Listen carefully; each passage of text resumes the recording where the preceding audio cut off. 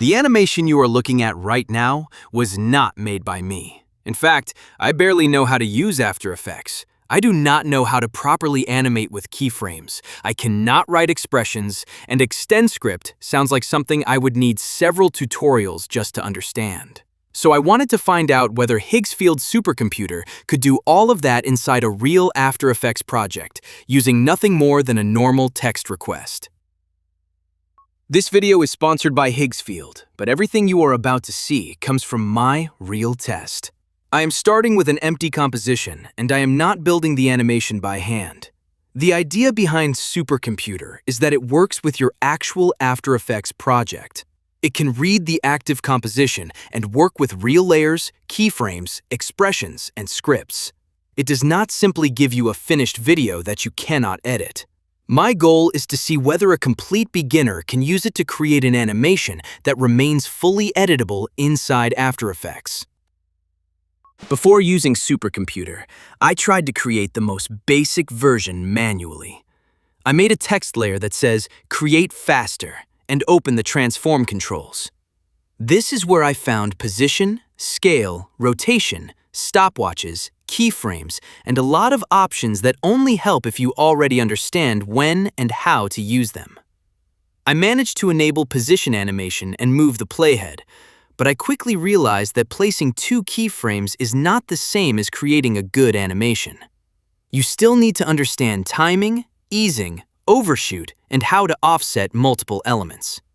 After roughly a minute of opening menus and trying to work out what to do next, I still had nothing that looked like a finished animation. That is my starting point for this comparison. Now I am starting again with an empty composition and opening Higgsfield Supercomputer. In my first request, I ask it to create a complete original motion graphics scene, a dark navy background, a large white title saying, "Create faster," and 3 colorful circles underneath it. I also ask for the title to have a smooth overshoot entrance, while the circles should appear one after another with a bouncing scale animation. Most importantly, I specify that everything must remain editable and that Supercomputer should create real layers and real keyframes. When I return to After Effects, the result is not a flattened video. The timeline contains separate layers for the background, the title, and all 3 circles. When I select the layers and press U, I can see the keyframes that Supercomputer created. This means I can move them, change the timing, adjust the animation, or continue working with the project like any other After Effects composition. For an experienced After Effects user, the advantage here is reducing repetitive work. For me as a beginner, the bigger difference is that I went from an empty composition to a working animation without manually creating every element or guessing how every keyframe should be configured. When I preview the result, the title enters with a subtle overshoot, and the circles appear one after another instead of all arriving at the same time. For the next test, I'm trying something I definitely would not know how to write myself: an expression. I ask for the title to have a subtle, continuous vertical floating motion. I specify a sine-based movement with an amplitude of 20 pixels and a 2-second cycle. I also make it clear that this movement should be added on top of the existing animation instead of replacing it. Supercomputer finds the correct text layer and applies the expression directly to its position property. Back in After Effects, I can open the property and see that the expression has actually been added. The original entrance animation still works, and the title continues with a subtle floating movement afterward. Instead of searching for the correct syntax, copying code from the internet, and trying to understand why it does not work, I can describe the behavior I want and then inspect the result inside the real project. For the final test, I am going one step further. This time, I am not asking for a new visual or another animation. I am asking Supercomputer to automate the project itself. I tell it to write and run an ExtendScript that clearly renames the layers, assigns different label colors to the title, the circles, and the background, and offsets the circle animations by 15 frames. I also give it some important restrictions. The background must not move. The layer endpoints must not change. The existing expression must remain in place, and no layers should be deleted. This matters because useful automation should not only complete one task, it also needs to preserve everything in the project that is already working correctly.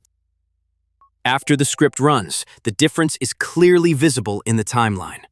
The layers now have organized names using BG, TXT, and shape prefixes, while the label colors make the different types of elements easier to identify. When I reveal the keyframes, I can also see the larger offset between the circle animations. Finally, I open the text layer and check the expression from the previous test. It is still there, and it has no error. So the script was not simply generated as a block of text. It was executed and made real changes to the active composition. The most interesting part of this test is not simply that Supercomputer created an animation. What matters more to me is that the result remained a real After Effects project. The layers are separate, the keyframes are accessible, the expression can be opened, and the script changes the existing composition instead of returning a locked, flattened render. This does not mean that understanding After Effects is no longer useful. The more you know about the program, the easier it will be to write a precise request and judge whether the result is good. But as a starting point, the difference is huge. Instead of learning where every control is located and how to write every line of code before I can make anything, I can describe the goal, get a working foundation, and learn from a project that already exists. For experienced motion designers, the biggest benefit may be automating repetitive work. For beginners like me, the biggest benefit is that an empty composition no longer feels like a complete dead end. I can start with a normal sentence and end with a scene that I can still inspect, edit, and develop further. If you want to try Higgsfield Supercomputer inside After Effects, you can find my link in the first lines of the description and in the pinned comment. Take a look and decide whether this kind of workflow could save time in your own projects. I would also like to know what you would ask it to create or automate first.